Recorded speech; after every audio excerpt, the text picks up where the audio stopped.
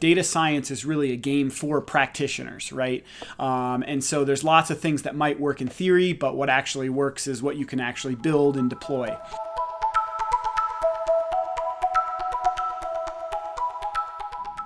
Hey guys, welcome to the channel. My name's Mike. Today, I'm excited to share with you my top 5 techniques for staying on top of the rapidly evolving field of machine learning and artificial intelligence. These are things that have been helpful as I've led teams to deliver machine learning products in manufacturing and supply chain and process optimization. And I hope you benefit from them as well. So let's get started. Hey everybody, so the first tip and my favorite way to stay connected to the different changes and things moving in the machine learning field is actually listening to podcasts. One of the things that I found I think is most interesting about podcasts and what makes them very useful for somebody who's new to the field or even somebody who's got a lot of experience is the constraint of the medium. So people who are explaining how logistic regression works or how backpropagation works have to explain it without the use of images and mathematics, right? Because people can't describe images that well and can't, hold a lot of mathematics in their head. And so I find that this forces people to explain things in a way that captures your intuition. And that was really helpful as I started, right? Because a lot of times you can get introduced to something in a book or a video and it's explained so quickly that it doesn't really sink in. But with a podcast, you get to hear the intuition, you get to see how it's being used, and that can really help it sink in. One of the other reasons that I think podcasts are good, especially for folks who are just entering the field, is that they help you get a grasp of the vocabulary. You'll hear interviews of people working on machine learning from all over the place, from lots of different backgrounds, and you start to understand, what gradient descent is and what a random forest is and how you might use Bayesian optimization. And just understanding these pieces of vocabulary can help you communicate with data scientists if you're trying to get into the field. It can help you with interviews because you've been exposed to lots of different terms and the way that people have talked about it. 2 of my favorite podcasts. I'll start with, an oldie but goodie. So there's a podcast called Talking Machines. And I love this podcast because it really focuses on explaining the technical aspects of the algorithm. My current favorite podcast is probably one of the most popular. It's called This Week in Machine Learning. In that podcast, Sam Charrington really does a good job of balancing, focusing on people who are actually practitioners in the field and doing data science within different companies, people who are publishing and writing cutting edge papers at ICML. He just recently came out with a bunch of podcasts in that. And then another thing which is especially useful for my current position is covering people who are building data science tools, either within different companies, like at LinkedIn, building a giant knowledge graph, which is one of my favorite episodes, or at Uber, where they built Michelangelo. All of those things are great, and they give you a really broad sense of the field. And I think they can be useful for people who are just getting in and people who are looking around and trying to make sure that they're keeping themselves or their teams at the cutting edge. All right, on to my second favorite tip, books. And the books that I enjoy and the ones that I'll recommend are practical. They tend to give you just the amount of information that you need to be effective at applying whatever technique that it is you're applying. That said, there are a lot of books out there on data science and machine learning.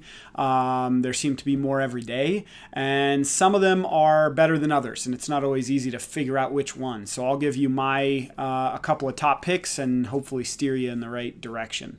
The first book, and the one that I recommend to almost anybody who is getting into machine learning and wants to understand sort of the next step, is a book called Introduction to Statistical Learning. So I'll link that below.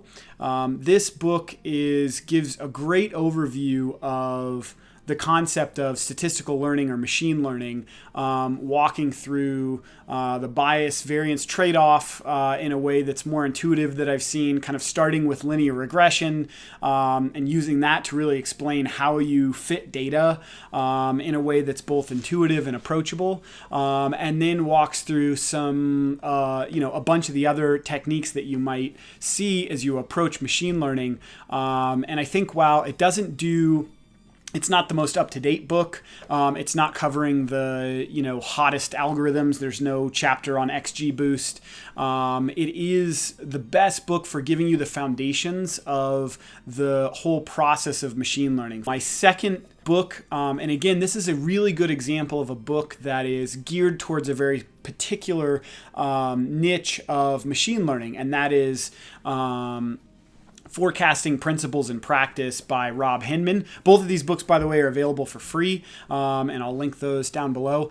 This just is, in my opinion, a masterclass in how you build a book that gets somebody from limited knowledge of a subject to working knowledge and tools able to go off and build and actually deploy things. In this case, focused on forecasting. So I love the book. I love the layout. I think Rob does an absolutely astounding job, educating folks on how to actually do this stuff. So if you're interested in forecasting at all, again, I check it out. As you can see from the selection of books that I gave, or if you take a look, they're a really good combination of the theory and the practice. In my opinion, books in this particular field that are just theory are pretty much a waste of time for most people who are actually trying to be practicing data scientists. Data science is really a game for practitioners, right? And so there's lots of things that might work in theory, but what actually works is what you can actually build and deploy. And so one of the best resources in general for books that really fit in that category of giving you that mix of theory and practice is Safari Books Online, or O'Reilly Publishing.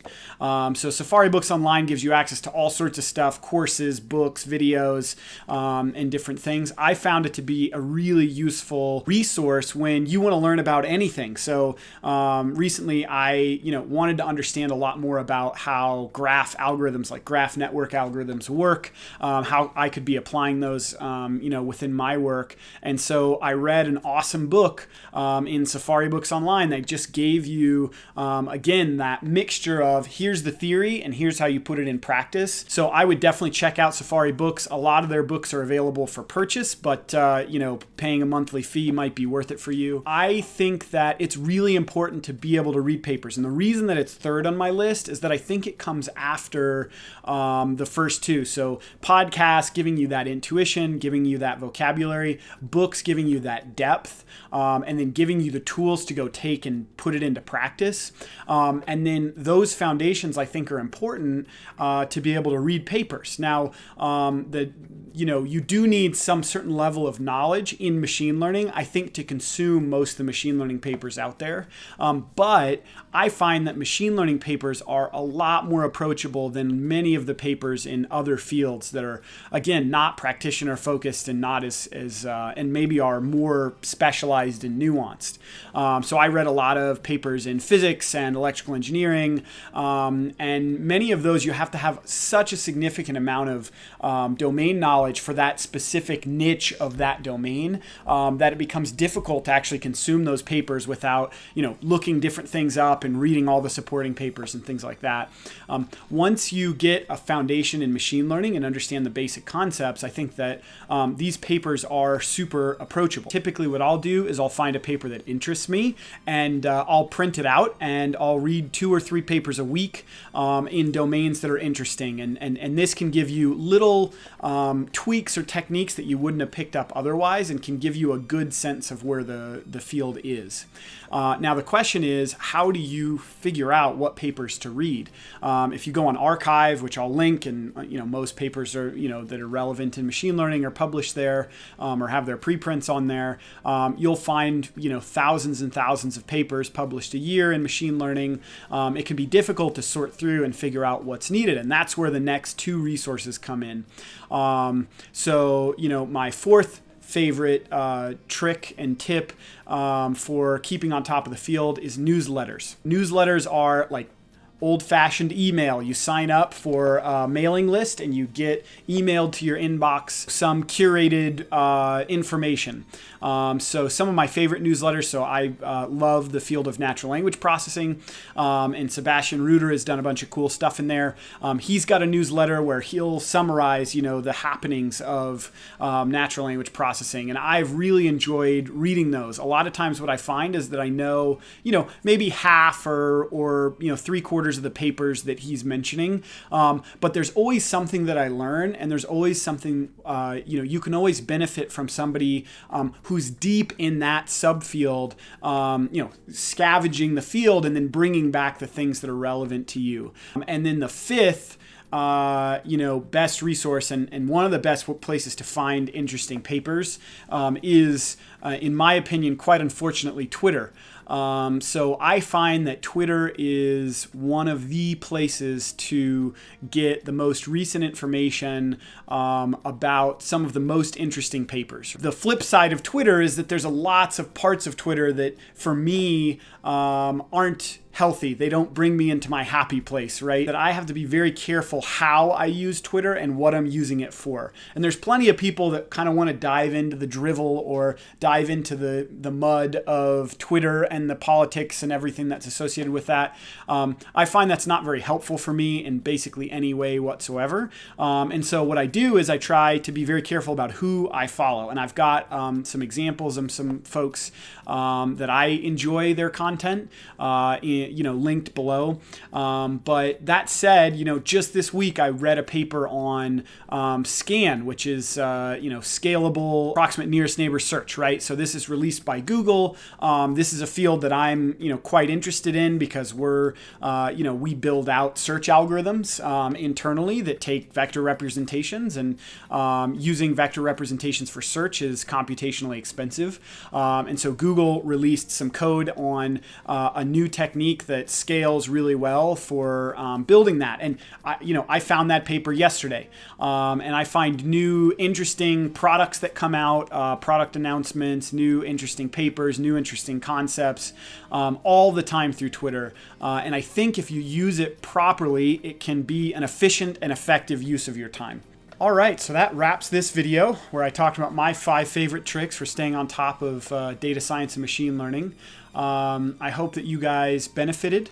I'm hoping that you can take something away from this. If you can, and if you enjoyed the content, I'd appreciate if you liked and subscribed. We'll have more content focused on all things machine learning coming up. Thanks.